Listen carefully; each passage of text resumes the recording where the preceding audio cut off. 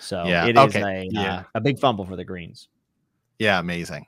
All right, I wanted to pull this up real quick. So I put these over on our YouTube poll every week after the episode. Also, I have the episode title incorrect here, but I looked it up. You know, it's one of those things where it's like it doesn't come out for a couple of days. So I had the second one as Brothers in Arms. That's what like 6 things immediately said it was called, but that's not correct. It's called Rhaenyra the Cruel. Anywho, so episode 1, 55% 4-star was the highest, 30% 5, 13% 3, and then 1 and 1 for 2 and 1. Episode 2, everybody clearly liked it more. 56% gave it a 5-star, and 34% 4, 7%. So it seems like everybody really, really liked this episode a lot more than episode 1. Yeah, for me, you know, I said, you know, a 3.5 to a 4-star for episode 1 made a lot of sense, you know, and by the way, I would score like a 3 is really good in my book. Yeah, everybody I said, you know, scales 3.5, 4, round up the 4. This is like a 4.5, 4 to 4.5 for me. This is where I felt. I rounded up to a 5 on the poll. I voted, of course.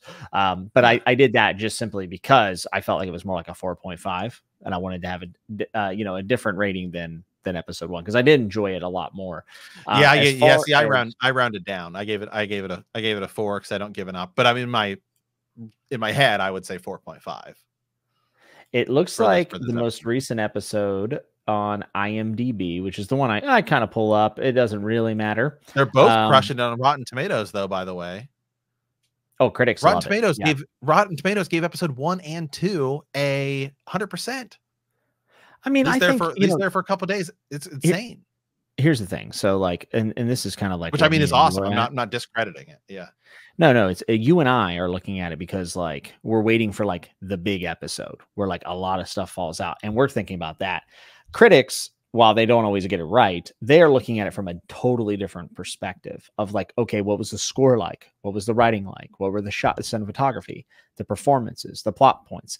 And they're not looking at it as the story climax, because a lot of times what you'll see is, for instance, in the books, everyone gives A Storm of Swords 5 stars, says it's the best book, right? So they think in their head, well, then that means Feast for Crows or Clash of Kings or whatever can't be 5 stars as well because it's not as good. But we feel that way because of what happens in the book instead of the execution or the writing or something in a book.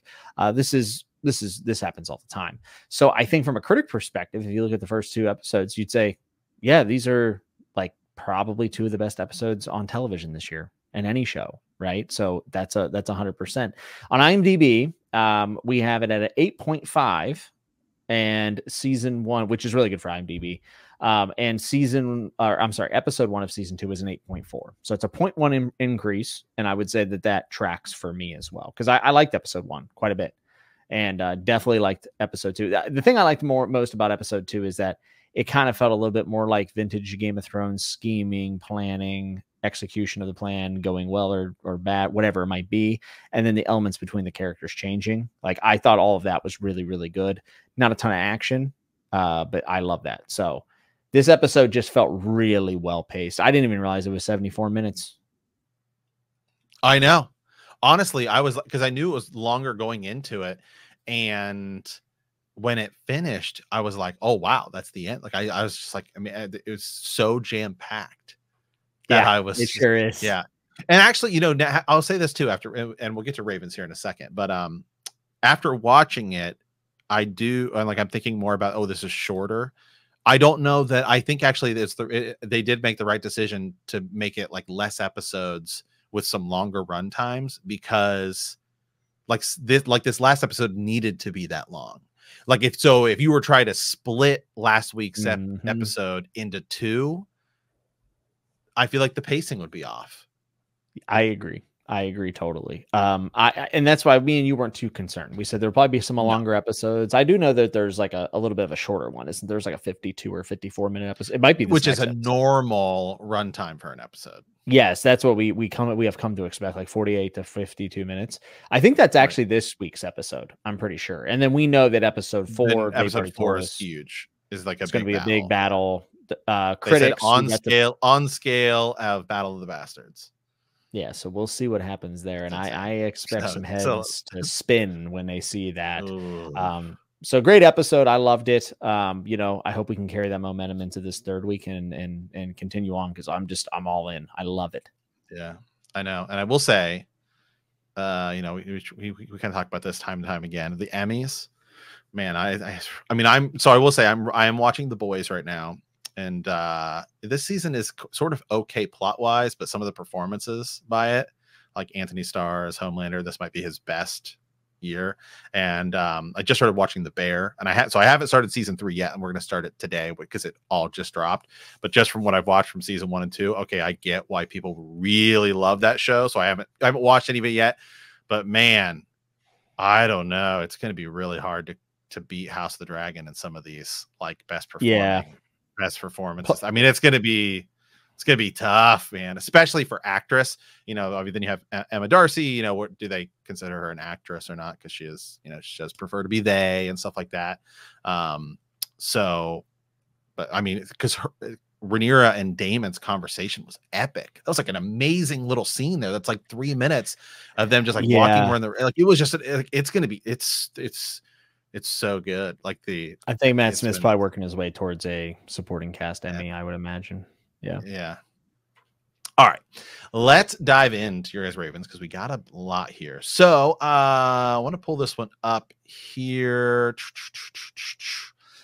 Let's see. So rituals. So we asked this actually in the original in episode 1. I said, hey, what's your guys' rituals? So this person missed it. This is from Wendy. I don't think I mentioned this last week. I can't remember if I did or not. Maybe I did. Did I read this? I don't think so. It says, hey, I know I missed the reactions episode. This is coming to you before watching episode 2 because I always save a couple Thrones podcast episode release day. She said, my main ritual superstition has as being a mad sports fan. I never wear the colors of the opposition team on game day. So release day, she's wearing black clothes only, never green. Seeing as it released on 11 a.m. on a Monday here in Australia. By the way, shout out to Australia. See, we got these worldwide listeners, man. It's crazy. I got a lot of friends in Australia. Love it. I'd love to go. They do have kangaroos there. That I know. They do. That is confirmed. They do. That is confirmed. I've seen a man box kangaroo in Australia. Oh, wow. I go round to a mate's place, that's Australian, to watch it after work, and I bring Targaryen whiskey along with some Thrones, House of the Dragon steins, and wine glasses for us to toast the episode 2. If episode 2 goes the way I expect it to, I am not emotionally prepared for it. But I loved episode 1. Similar feelings to your initial reactions, slight disappointment with blood and cheese, but also holding back judgment until we see how they play out the characters. That part I was most hesitant about. I struggle to see Daemon hiring 2 blokes who he didn't even know to lay out the royal residences. But overall, fantastic episode. Aegon, a highlight. I felt myself getting a bit emotional with being back in the north, but I was fine until Jace's voice broke. Love the pod. Thanks for all the hard work. Well, thank you, Wendy. Yeah. Awesome. I love hearing people's rituals. You know, that's one of the things about the show that kind of gets underappreciated, I think, is just the community of it. Yeah. Here's another one. This is from Ronnie. Says, I've gone to and fro who would be the surprise bastard on this show. Like if there's going to be one. We didn't see Rhaenyra drink the moon tea. Jace in later season 1 was different to Luke and Joff, like the wig and stuff like that. And we've talked about this too. Suddenly Jace looks a little bit more like Harwin in season 2. So why did Alicent urge her father to go to Highgarden instead of Old Town? Then professes to confess her sin to him, even though I reckon he already knew about what she's been doing with Cole. Am I close? Well, Harwin got mentioned this episode, which was pretty wild. It almost felt like Jace kind of knows. Yeah, kind of knew. Yeah, I mean, everybody knows. I did sort of think with his thing there might have been a Crispy Cole. A chance that he's actually Kristen Cole's son, which would be kind of like a cool, interesting way to do it. But there actually are some surprise bastards coming. They've been hinting at them quite a bit, to say the least, without fully going into spoilers. But for sure, you'll yeah. It's we already sort of know who it is. Anybody who's read the books, it's those yeah. So. There will certainly be some. Okay, here we go. This is from Lady Mary. I'm a longtime listener from Norway. I mean, wow, it's worldwide. Let's go. The tour. You know, there's some meme going around right now, by the way, that's like, you're going to mess up the tour. What tour? The world tour. I don't know what that's from, but I see I it have blowing no up. idea, but I like it. No idea, but I keep seeing it. So anyway, that's where we're at right now. We're on the world tour here. That and Hawk Tua are like the all the memes right now. And oh my goodness. Anyway, started to read A Song of Ice and Fire last year and have followed your reread. So excited to get back into the reread once the dust has settled on all the great TV shows coming our way in this universe. I loved the first 2 episodes of House of the Dragon. For the record, have not read Fire and Blood, so I have no idea how the story goes in the books. Can't wait to dive into that after the show is finished. Something I want to ask you guys, in episode 2, the first scene with Otto, the small council scene, and the last scene with Otto, Alicent seems to be placing her hands on her back, lower hips touching her stomach, supporting herself on the chairs. Could it simply be related to her body, trying to handle both the grief and her bad conscience after keeping Kristen Cole very busy instead of him guarding her daughter and grandchildren. First time I saw her do this, it made me think of how pregnant women often carry themselves. I myself have noticed her standing like this earlier. She also has a reaction to the handmaiden crushing what seems like rose petals in the smell in the bathtub in episode 1 before telling all her handmaidens to leave. They are not present during her baths in episode 2. Could she be carrying a mini Kristen Cole? If they have been doing this for a little while, which seems to be the case, sure, they must have been stacking up on Moon Tea as they know the possibility. Would love to hear your thoughts on this. Additionally, I was confused why Helena came to the room with Alicent and Kristen Cole were doing the deed. If Helena and the kids were in Alicent's room and Alicent and Kristen were in Rhaenyra's old chambers, is this now Helena's new chambers? And that's why she went there. She did have a little stop in the middle of her walk and looked around and decided to go that way. Confused me a little bit, but it could be that she knew her mother and Kristen was in there. Perhaps it's happened before. Maybe she knows that they have been hooking up. Sorry if this was long and messy. Anyway, keep up the good work, lady. Greeting from the true north, Lady Mary. Well, thank you, Lady Mary. True north? It could be. I mean, I guess if you keep going around. Wait, Norway. This is Norway. Norway. Sorry. Jeez, I'm all over the place. Well, hey, we got a lot of we're all over the a lot of different places. Norway might be the true north. It might be the true north. That's over there, yeah. Until eventually we're on Antarctica, because I'll tell you what, when we flew to Italy last year, it's kind of crazy. You just use that curvature of the earth and it just split. It's weird. You still think the Earth's curved? Yeah, no, we're not going down the flat Earth. I'm not a flat earther. Just to put that out there. However, this is a really good Raven, because I too was wondering about those stances that Alicent kept finding herself in. But part of me just wonders if that's her showing discomfort and in these scenes, and not because she has basically a panic attack on screen this episode, which I thought was really well done.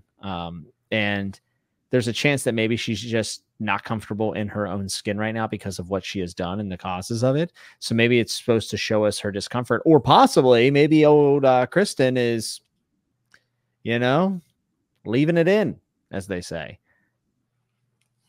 Yeah, he might be. I think it'd be a cool dynamic. It'd be interesting, especially if she, which we don't know really thing in the book, one of the things they sort of don't in the books, when Rhaenyra has it's not really it's like a stillbirth she has, right, where it's like, so it's supposed to be a girl and it's like monstrous at the very end of season 1. In the book, she's described as saying like the Greens did this, right, because it's the stress of them taking her throne and they killed her father, and they didn't really go that route in the show where she's like specifically blaming the Greens for that event.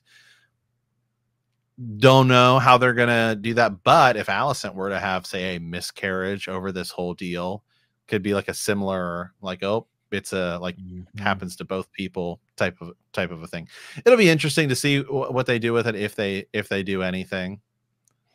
Yeah, I'm not sure if she is pregnant, but it would definitely be. I mean, you're doing the deed. It could happen, and it would add a whole nother layer to this thing. So, I guess it definitely could. It could. It certainly. I don't think a lot of people would have a problem with it. I mean, he's the Kingsguard, but I mean, that's against his oath. So I think it'd be a pretty big scandal.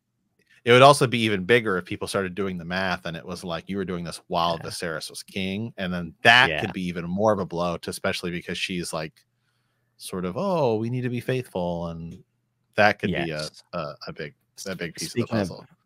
Speaking of Viserys, by the way, the third time I was choked up, I said there was 3 times. Obviously, the funeral, brother. The other time was when Otto was remembering Viserys.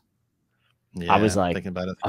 He's like, and we're at worst for it. I was like, oh my God, Fatty Constantine. Did you see he shared on Instagram? Did you see his Instagram? Fatty Constantine shared a meme on his own Instagram of like Viserys in heaven, and it's like watching Aegon destroy my Lego set. It was hilarious. Dude, Patty is always welcome in this fandom, you know. So good. So ridiculously good, and makes me happy, you know, when people are excited to be a part of this thing, and like even after their time, you know, it's pretty cool. It's like whenever Sean Bean was like, yeah, I never watched Game of Thrones after I left, and I'm like, damn it, Sean Bean. Yeah, like, you know, a lot of actors struggle with that. Yeah, like, it's a job. What's his name? Adam Driver, who played, you know, he was in Star Wars. He's been in a lot of stuff, obviously, but I think Star Wars is probably what most people would, if they think of Adam Driver. You know, he played Kylo Ren. It's like Han Solo's son, and he like refuses to watch it. He's like, I can't do it. It's like he literally cannot watch myself act, and just really struggles with it. And so I've seen interviews and stuff where he will actually literally like sit there for like all the presentation and everything, and then as soon as like the film starts, he like gets up and walks out. Interesting. Yeah, just, like, there's a couple. A lot of actors. Yeah, a lot of actors just don't want to do it. Yeah, I thought that meme, though, him sharing it, was pretty amazing. To get back to the Raven and to finish it off, it's talking about like, why did Helena go to that room and like switch rooms and all this stuff. I think there's a chance Helena knew something was going on. I don't know if she knew it was at that level, but I'm sure Kristen probably excused himself, you know, like, oh, you know, my queen, can I talk to you in the other room? You know, I'll be right over here, Helena. I'll be right back. You know, I think we can fill in those blanks. You know, I don't think it's that big of a leap. Now, them not locking the door is another thing, but like I said last time, people get caught for all types of stupid reasons. So, well, probably no, but they don't probably expect any handmaidens or anything to go in there. So, but yeah, also nobody's going to stop the queen, because I mean, we think Helena is the queen. I mean, Allison is now queen, like consort, which is different than queen regent. Yeah, queen, the dowager queen, right? Widowed queen. Yes, yeah, the widowed queen. Yeah. All right, we got another one here. This is from Lady Kathy, or she puts it, Kathleesy. Okay, I like it. So I like it too. It says, sirs, I don't know if any of you noticed the way Emma Darcy must have studied Millie Alcock's mannerisms when she played young Rhaenyra. I feel this was particularly apparent when she was getting ready for bed and her chambermaid right before the Eric and Eric duel. Well, I've always agreed that casting has been superb for the older kids through the time jumps. In this scene, I felt that you could see all the subtle little things if you go back and look at, you know, what young Rhaenyra was doing. I've even noticed in how they walk and they carry themselves, but the head tilt and some of the other things tell me that Darcy really studied her performance. Also, you can see Rhaenyra has been raised with chambermaids and servants as she kept walking around while the poor girl was trying to braid her hair, and that even harkened back to Millie Alcock's performance. Season 2 is off to an amazing start. Rip Eric and Eric. Rip Jaehaerys. My deepest condolences to Cheese's good boy. Yeah. Oh man, Kelsey was like, "Can they just not show this dog being sad? That'd be great." Like she was like, "Can we just not do this?" Hard. It's the only likable character in the show. That guy kicked the dog. A great point. It kicked the dog and then it hung his owner. Blood. Yeah, and poor dog. I hope the dog gets some good things. I hope he gets some whatever fancy feet. No, that's cats. I don't know. I hope he gets something. I hope he gets a bowl of brown given to him in flea bottom. But this is a fabulous point, and these are like the little subtle details that kind of go under the radar and underappreciated because people are worried about silly things. You know, this is the kind of care that goes into like a premium television show. And you're right, there is definitely things that Emma Darcy took from Millie Alcock and copied those to be consistent with the character of Rhaenyra Targaryen. And I had a moment in this episode where I was looking at Emma Darcy and I said, my God, they could not have casted a better person to take over for Millie Alcock, because they do, in a way, like I could see Millie Alcock looking like Emma Darcy later in life. Like it's so good. It's the casting's great, but the mannerisms, the walking, whenever the hair being braided, all that stuff, very consistent and amazing.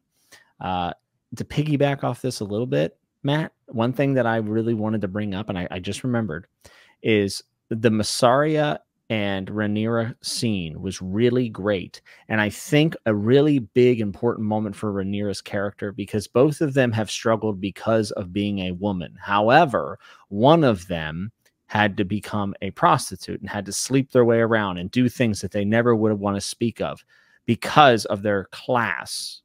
Whereas Rhaenyra, woe is me, I'm not the queen, but she has someone braiding her hair. Every need has been met. She's well read, all these things. And you begin to see that it's not just gender inequality, but it's also about class, which is going to be a theme that we'll see. And remember that all the small folk talk that we've had, that is going to come into play. And this is a reinforcement of these things. Massaria has suffered in twofold for her status as a female, but also for her economic class and status, maybe even as also a foreigner as well. So I thought that was really compelling to see those two that feel like they've been slighted for being women, but at the same time, there's a huge canyon between their struggles as well. Yeah, I agree 100%. And it just adds to that dynamic. And I think it also is one of the reasons that Rhaenyra decides to let her go. Yeah. Right. And I'm very curious to see what happens with Massaria in the future. Yeah, she does. And they didn't really show it, but in the books, I think she does actually sort of, she does aid them a little bit there. So here, I think she's the one who notices the Kingsguard. They sort of just show her turn around and see it. So you have to just sort of assume that she was the one that alerted everyone to say, I don't think that's the right guy. Like, this isn't adding up. She leave after. Maybe she didn't, and she saved Rhaenyra's life. Next episode, Rhaenyra asks her to stay. We can see these things kind of playing out in many different ways, but that's one possibility. Honestly, even in the books, though, there's really not a whole lot more on her. Like, I think she'll have a role to play. I think. Yeah. I mean, there's a couple more points, but really, actually, like I was re-listening to The World of Ice and Fire this week, and the chapter on Aegon the Second, which is sort of like the entire Dance of the Dragons, is 40 minutes. So I mean, and then Fire and Blood pulls from that, it expands it out a little bit further, but I mean, yeah, it's not a ton of content still. So that's one of the things that they're doing, which is why the show's only going to be like 3 seasons. Let's see here. So those were our emails. I think I went through all the emails. So now I'm just going to pull up some like TikTok and Instagram comments. Let's see. This is from somebody saying, I was from Royal or Alan. Says, I was surprised to see, talking about Aegon, I was surprised to see him cry. That was impressive and different. I don't think he is as cruel as Joffrey. Like, what a great series for like the change. Yeah. Way more sympathetic than Joffrey. Aegon can be a fool and vengeful, but he never wanted this position to begin with. I mean, Joffrey wanted that power to abuse it. I don't think Aegon ever wanted to be in this position. And we've also noticed that sitting on the throne almost never has positive consequences. Look at Joffrey, look at Robert Baratheon, look at Dany, look at Viserys, now look at Aegon. The Iron Throne can not only physically cut you, but also figuratively. And Aegon's been flopping around drunk with his friends on that thing and hasn't got cut yet. But I think we've seen the first damage from sitting on that throne this episode. So, I mean, I think Aegon's a phenomenal character. That's what I was talking about. That range of emotion this actor has been able to show us in 2 episodes is pretty stellar. Yeah. All right, I'm going to pull up one more here, and this is from one of our most loyal listeners ever. This is Lady Ashley of Noth, right? Let's Saying go. this was in response, and she's commented so many. She's basically given us like full episodes just because she writes like full level theories over on the YouTube. So she said this was so cathartic. This is in response to Kristen Cole being like the worst. She says she's like I just did a Facebook rant about how much I hate Kristen Cole so much more than Joffrey, so much more than Joffrey and Ramsay. You guys read my mind. He's the worst. And yeah, I talked about this with Ez, and I said, really, he reminds me most of Dolores Umbridge in the Harry Potter series, in that she is, you know, like this almost like, oh, I'm like perfect type of like, it's like a priestly type of villain, right? Where it's like, oh, like, you know, like I do everything the correct way and the right way and all of this stuff. So it's so much like you can really hate those characters more than being like Joffrey and Ramsay. You're like, when they come on screen, you're afraid of them. Like you hate them because they're evil people, but it's a different kind of hate when it's somebody who's like, oh, well, I mean, we have to make sure our Kingsguard cloaks are right, you know, because like you don't run into people every day who are like a Joffrey or a Ramsay who are just like sick, you know, crazy, like psychopaths, but everybody deals with somebody like a Kristen Cole or a Dolores Umbridge that acts like, oh, they're better than everyone else, you know. Yeah, I could see that. Also, Joffrey was a kid still. I'm not saying he wasn't evil. Sure. And I did celebrate the purple wedding, but which is awful, but he was still a child. And you look at those tragic pasts, right? Even Ramsay, I mean, the way he was conceived and the way his father treats him in the books, being, you know, Ramsay is also a little bit younger too. I mean, he's not like, I mean, he would still be tried. I mean, obviously in the show he's older, but in the books, I think he's still like 17 or 18. I mean, I don't think I can look it up, but I don't think he's not like in his 30s or anything. Yeah. So I feel like we could have a conversation about nature versus nurture. I wouldn't battle for him. However, Kristen Cole, what's the big grievance here? Oh, Rhaenyra didn't want to run away with him and give up her queendom and sell oranges or something. Yeah, like or want to run a fruit stand and get laid. Like, hey, what a dummy. You know, he's by the way, if you go back and look at that scene, the look on her face is like, oh, it's one of I'm like, I'm supposed to be queen of the 7 kingdoms. Yeah, bro. I'm really gonna like. No, there is actually a king later who does that, right? It's one of Aegon the 5th, his son, and then we end up getting the Mad King instead because of it. Yeah, that's true. I forgot about that. Hey Lee, so what is that king's name? I can't remember. But you're right. There is a time where that does happen. Yeah, it is. Oh God, Aegon the 5th, his son. It's Duncan. Yeah, it's Duncan. That's right. His kid his son Duncan runs off. Supposed to be king. So now I want to marry for love. Well, so we do see that. Yeah, we could have saved a lot of lives had Kristen Cole just got his fruit stand. Yeah. Yep. But his reasons for that's right. So that's a whole is just the worst, right? Like he's so much more petty, and he may be the biggest hypocrite of them all. So yeah, I don't like Kristen Cole at all. Great performance, great character, obviously, but like it's fun. I will say now he had the actor. I think it's Fabian Frankel or something like that is his name. Like people were like harassing him on his Instagram. Do you think these people know how to tie their shoes? I don't know. Like honestly, I'm sorry, but like how out of touch do you have to be like this character in the show me mad? I need to make sure the actor feels bad. I would take himself. It's preposterous. I would sort of, if you're playing, I would sort of take it though as a compliment. I mean, I'm because like until you get a psycho that shows up at your door. Yeah, if people hate you that much, I mean, then you're doing. You know, the guy that played Joffrey stopped acting, right? He actually restarted. He restarted acting, but yeah, he took an enormous break. Yeah, he's death threat. He's a super nice guy. Yeah. And here's the thing. I think about this and I go, probably a lot of it's like they're memeing, they're joking. But when you read them, because like they post like pictures of the comments, these people are not joking at all. These people are dead serious. And it's like, I don't know what realm these people live in. And I hope they're nowhere near me. Well, I remember I saw this on Twitter that somebody was asking Anthony Starr, who plays Homelander in The Boys, right? Like a question about like getting into character, like, like what do you, are there any traits you have of Homelander? He's like, no. he's like, dude, he's psychopath who like murders people and drinks, breast milk. Like he's like, I don't have anything in common with it. I mean, that's the thing. It's like, dude, it's a character. It's a job, and they're going to work. People. I understand it's art, so there is like, there's a discussion to be had. But I don't know. These people need to leave Fabian alone. The dude's an amazing. Yeah, actor. that's too much. Yeah, it's just stupid. That's too much. Yeah. So. Ooh. All right. Well, hey, that is it for us today. Follow up Friday. Love getting your guys' thoughts, theories, and ravens for the show.